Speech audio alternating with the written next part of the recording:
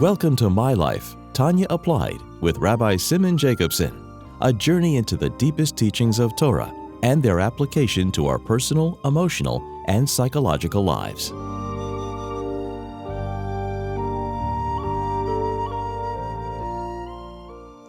A good Tavach, a good week. We continue our journey in the life-changing Sefer HaTanya. This program is made possible by Rena Lights LLC and is dedicated by Lisa Rosen Hawkins in loving memory of her dear mother, Sarai Weinstock Rosen, Sarah Bat Shmuel, Zochreina Levracha, on the occasion of her 6th yahrzeit. And their righteousness endures forever, as it says in the book of Tehillim, Psalms 112:3. So we are in the beginnings of chapter 20, Perek Chof in Tanya. Let's contextualize it. Where are we at in the context of all of Tanya? So after explaining and starting a new section in chapter 18 and 19 about Korev Elecha Dover Ma'ed, where the Alter Rebbe now introduces not the love and reverence that is accessible through our contemplation, and that's also Korev Elecha Dover Ma'ed, but now we're talking about the inherent love within each neshama, each soul, which really makes it Korev Elecha Dover Ma'ed, even for those that daitem ktsara, that are incapable, for whatever reason, to contemplate, even a contemplation that brings talumes libe, a love of knowing that it's worthy that God be loved. They can't even reach that level, but they have inherent love within inside them, which is revealed when they're challenged, when there's a Nisayan. I've discussed at length in chapters 18 and 19. And therefore, that Ava Musateres makes it Korev Elecha Dover Ma'ed. But that only covers when there's a Nisayan of Avodah Zarah, God forbid, when their very connection to God is challenged. When we say Korev Elecha Dover Ma'ed, what about general Torah mitzvahs? When there's no Nisayan, when there's no test.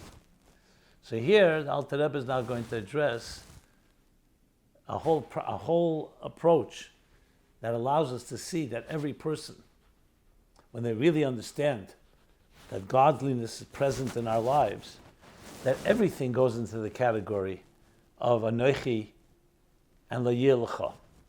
Because when you really understand that all of existence in your life is really the divine energy, and everything as we understand it, the world as we know it as a separate entity, is really completely nullified in the presence of the divine, then we come to appreciate that every act you do that's not elokus is like Avodah Zarah.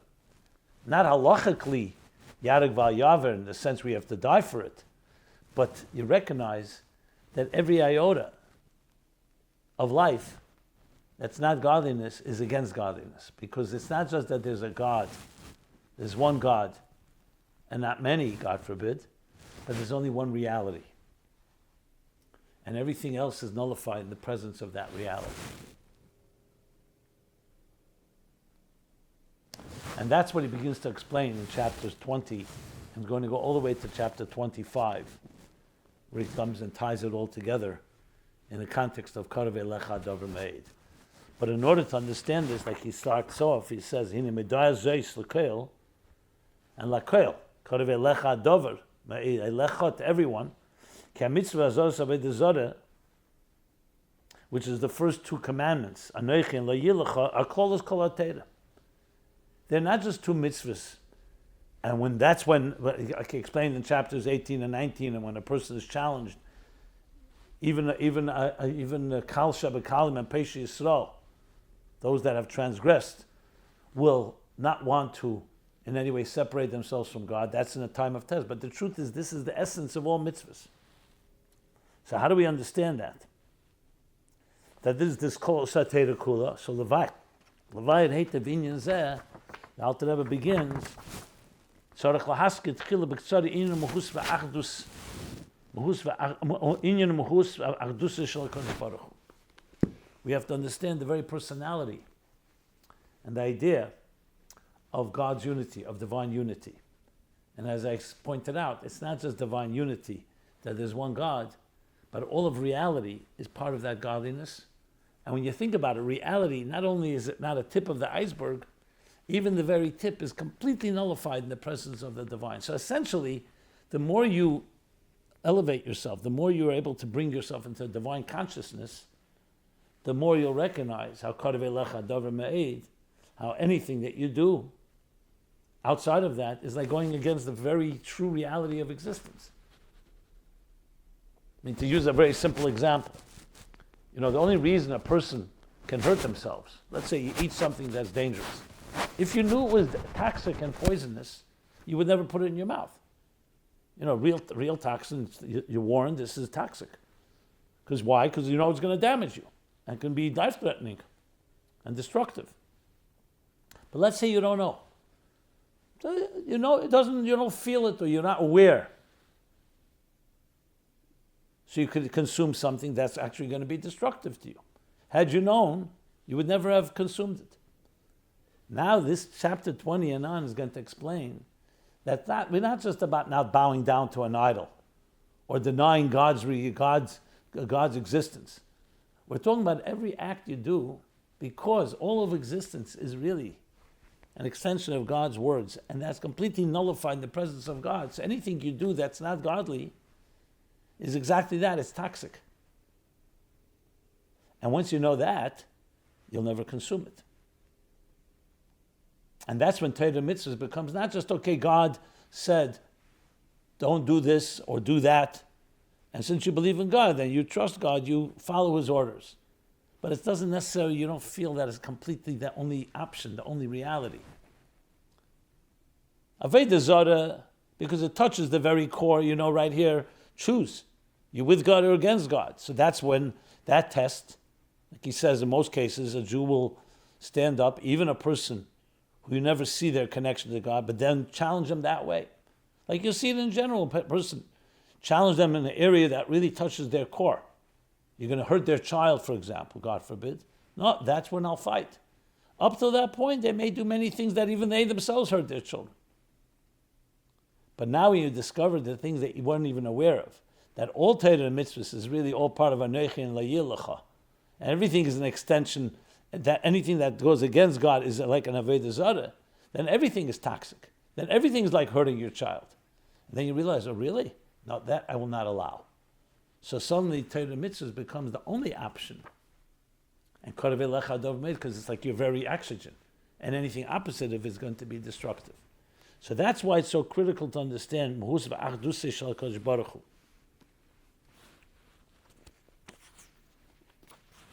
So what did he say? What did we learn? Let's sum up now what we learned about the Achdus. So there's a bunch of steps. First we'll deal with chapter 20, of course. Then 21, chapter 21, we'll go deeper into it. But first, Perek Chof. Let's take it step by step. So he says like this. The first thing we need to know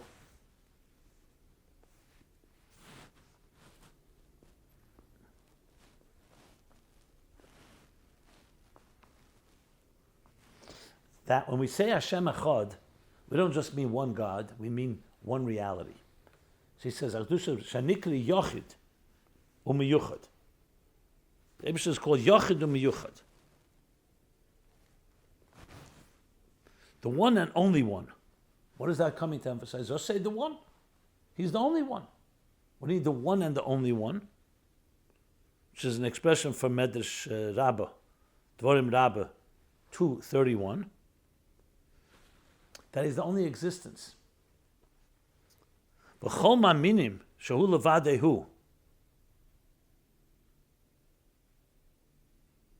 Everyone believes that he is the only one. We say this in davening in Yom Neraim. What does it mean, hu levadehu? That he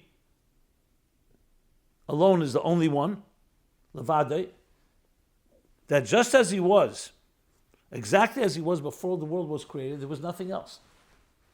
So you would think now that the world is created, yes, God created it, and he continuously creates it, but there is something else.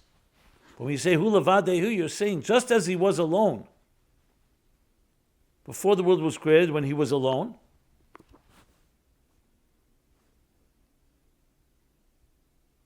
that's how he is after creation.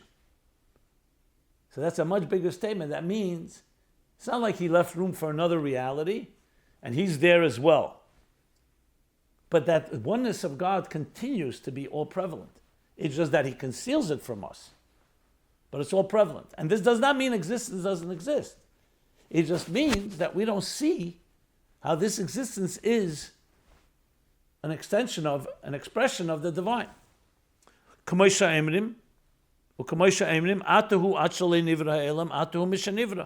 As we say, you were alone before the world was created.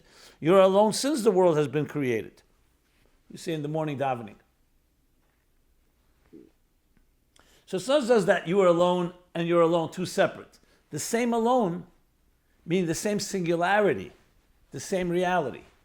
So the only difference is now there's an existence that in its own ignorance, or you could say the concealment, is not aware that it's really all an extension of the divine words, God's creation. But from God's point of view, Atahu, Achle Nivra Elam, Atu Mishanivra. Pirush, Hu Mamish Blishum Shinui. And the Alter Rebbe emphasizes when you say Atahu, you could say Ato Ad, you are before and you're after. Atahu, you. Hu Mamish Blishum Shinui. That there's no change at all. Kediksiv Ani Hashem Leishanisi. As the verse states, I, God, have not changed. But there was a change. There's a creation. No, that's not really a change because he has not changed. He's added a dimension of expression, but that expression is all about him. We just don't see it. And the goal, of course, in Aveda is that we should come to recognize it. That's what means to make a dira b'tachtein. But we're not discussing now the Aveda. We're discussing now the reality. So we come here as an understanding that relationship with God and existence is not just a creator and a creation. It's not just a builder, an architect, and a structure. Now, obviously, we know that's not like that because that's in the human, because the human being, the architect and the structure were both created. But we're talking about in the process itself, it's not that God's like an architect. The creation itself, the structure, is the architect. Obviously, and we should say it the other way, the architect is the structure. The structure is not the architect, but the structure is nothing but the essence of essentially nothing but the architect within the structure. However, God's concealing. So when a person wants to start thinking about that, you're coming to realize that existence is not what you think it is. There's a lot more going on, and that's why a simple example is everyone understands that when we look at the world today with our sensory tools, sight, sound, taste, touch, and smell, it's not even the tip of the iceberg.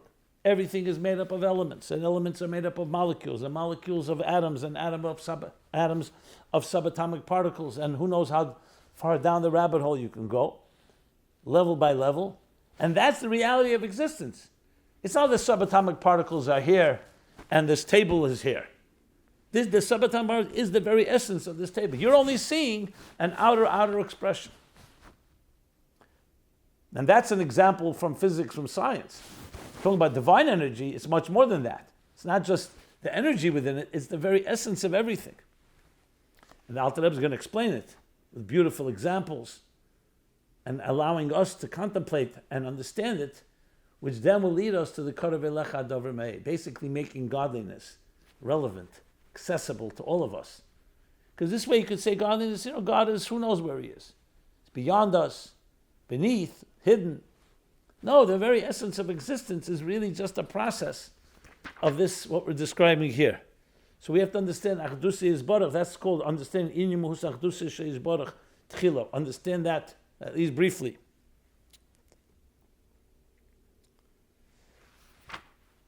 Now, the fact of the matter is we have to go back to the point, but did he create or did he not create? Hashem himself, God himself tells us that he's created existence. So how could you say that there's no shinui? It says, Ke'elam hazeh, v'chein kol ha'elam es alyenim, Einem Pelim Shum Shini B'Achdusi is Baruch B'Ibara Ma'ayin Liyesh. Because neither the creation of the world and the higher worlds, meaning not just this physical world, all of existence, all the cosmos,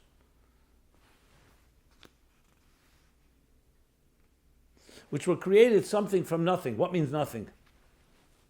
Not nothing as in thin air. It means an entity that has an identity from a non-existential entity, or non-existential source, I should say. So the world and all the higher worlds, spiritual worlds, none of it brought any change in God's unity, in God's non-duality. B'Achdusi is Baruch, in the process of creating them. Shekamay Yehu Levade, Hu Yochid Meyuchid Kedem Ibaram, is using the language that he used earlier, the Levade and the Yochid Meyuchid. For just as he was the only singular and exclusive existence before they were all created, Kain Hu Levade Hu Yochid Meyuchid Achar Shabaram. So too, he remains that singular and exclusive reality after he created them. This will need explanation, and we shall explain it. The Alter Rebbe will explain it. But that's ultimately what the real meaning of Yochid and Miyuchad and Hu Levade Hu and Ata Hu Achale Nivra Elam Atu Misha Nivra. The Alter Rebbe is spelling out and explaining exactly what that means.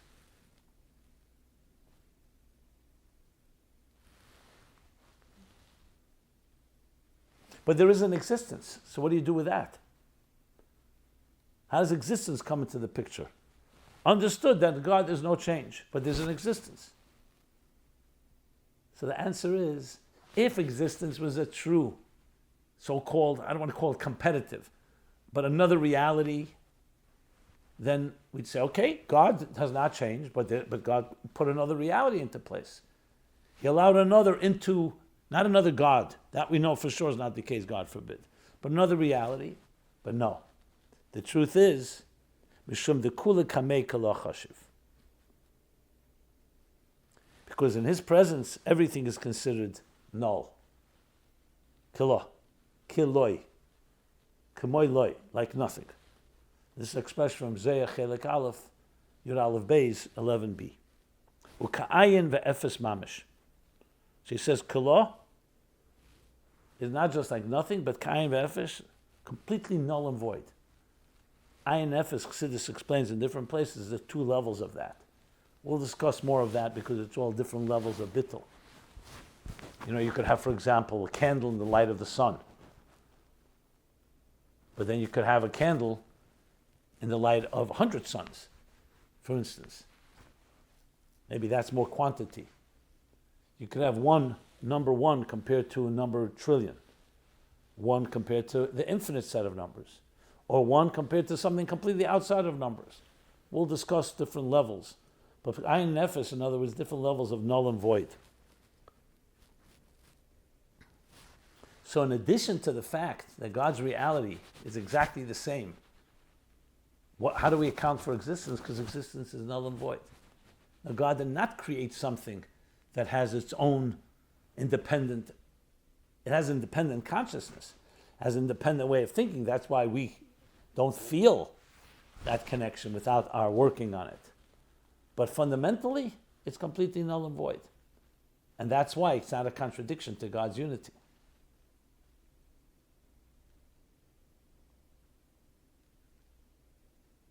So if an architect created, let's say, you talk about AI today, created another architect. You know, a robot created a robot. So you could say, okay, you created me, but now I have power of my own. You set me in motion. That's not the point here, no. Whatever's set in motion is an extension of and completely nullified in the presence of the original creator. So the Achdus of Hashem is not just in God's domain, it's really also the essence of existence is a null and void one. That doesn't mean it doesn't exist. It means if it appreciated the godliness within it and we were aware of it, we would understand that all it is an extension of godliness, godly energy.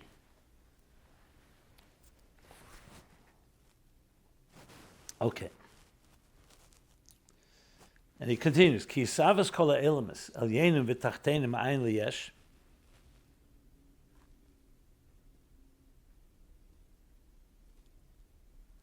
Because the creation now of all the worlds, the upper and lower worlds, remember he said before, he said the word elam haza, and elam is salyenim. Now he's using the expression elam is salyenim v'tachtenim. The upper and lower worlds, upper meaning the more spiritual, more sublime states of existence, and the lower ones. In our world, for example, the difference between, let's say, something you can tangibly, empirically see, and things you can't see. You can't see ideas. That doesn't mean they don't exist. So the same thing is in the spiritual worlds. There are things that are more spiritual. There are things more material. So the process of them coming into being, hisavus. The word hisavus is more than just creation. That's bria. Hisavus bringing them into being. From a state of non-being, from non-existence to a state of being. In a state of ma'ayin liyesh again. Ayin liyesh is important. Even though we say ex nihilo, we mean something from nothing. We mean something from a state that something does not relate to, or is completely beyond it. So something from something is you take, let's say, a big piece of wood, and you cut it into small pieces of wood. A pitcher of water, you pour people water. So that's from something from something. Take a piece of clay, a piece of gold, and shape it into an ornament. Something from nothing means something from a different reality. One reality into another, two different paradigms altogether. So that's Ma'ayin liyesh, v'chayusam. And not just they're bringing them into being, but their sustenance, v'kiyumam. So sometimes we can say their energy. Chayus is more like vitality. Kiyum is more their sustenance. So we need both. So chayusam v'kiyumam, hamakayimam, shalo yechzeru liyas ayin ve'efes, kishahaya. So both they're bringing them into being, their very creation, and their vitality, and their sustenance in existence. So they don't revert to be null and void, because remember, on their own they have no power at all. Their whole being is the result of their being created. So all that as they were previously before they were created, Eina elad var Hashem. V'ruach piv yizbarach hamalubish b'hem is nothing other than God's word and the breath of His mouth, from Tehillim Lamed Gimel Vav 33:6, which is present in them. So take away the breath, they have no existence. Example, sometimes in Chassidus, not exactly for this point, but the same idea. You throw a stone, the stone will fall as soon as the strength that you invested in it is gone. Because the stone doesn't have any power to fly. It's not a flying stone. You imposed energy. That there is not creating the stone, but the idea of a flying stone, the stone moving in the air. So the same thing is, if I'm blowing air with my mouth, as soon as I stop breathing, there's no more breath. That's what he's saying here. So what he's adding now is, in addition to what we said before, that the divine unity and non-duality is never changing. Okay? Because, like he said, Yochel miyuchid, exactly as he was before, that's how he is after. And existence, completely null and void. Now explaining, because very existence is completely dependent on that energy. Take away subatomic particles, and the atoms are no longer there, and therefore no molecules and no elements and no existence. It's not like two steps. You take it away, and then, it's like, for example, you shut off the electricity, so there's no more light. But here's furthermore, the very appliance, the very light bulb doesn't exist without this energy.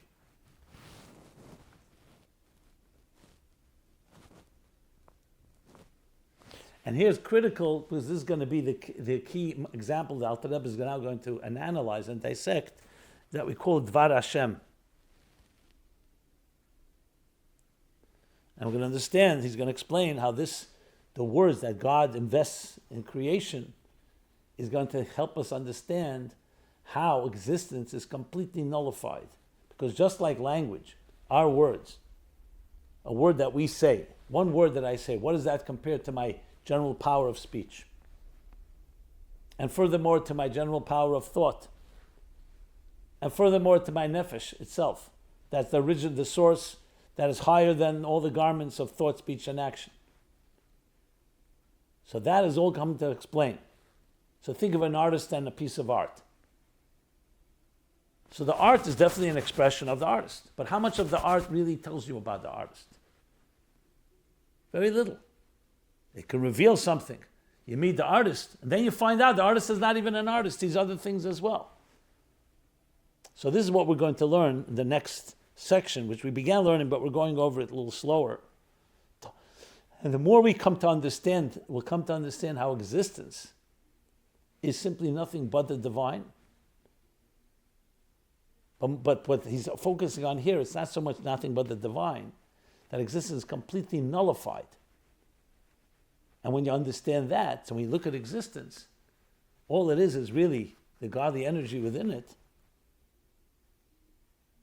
then obviously, Karev Elecha Dover made, because there's no room for anything else. Like I said, everything else is anti-God, so to speak, anti its own reality. Imagine doing something that goes against who you really are. If you knew that's going to hurt you, you're never going to do it. It's just that we don't know. And this is going to help us understand how all of existence is that extension. Now it's interesting, in Shar Yochid V'Amunah, where the Alter Rebbe explains at length the concept of that all of existence is nothing but godly energy. There the focus is on the divine energy that is in all of existence.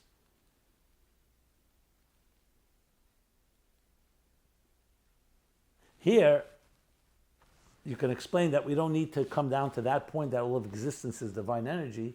Here the point is that all of existence is completely nullified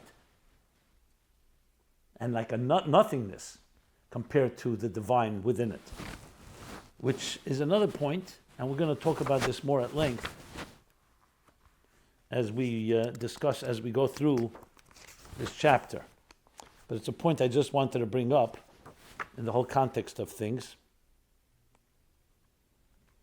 And with that, I'm going to stop here.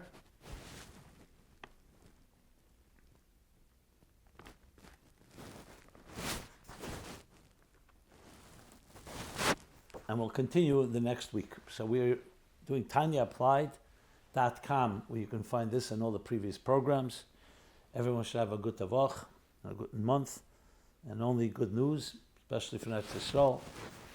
May the hostages be completely freed, untouched, and may the soldiers be protected. May Eden everywhere and all innocent people be washed by Hashem. Hine le'yonim v'leish Hashem Yisrael, especially in Eretz Yisrael. Asher ene Hashem lekecha b'bereish Hashem v'adach.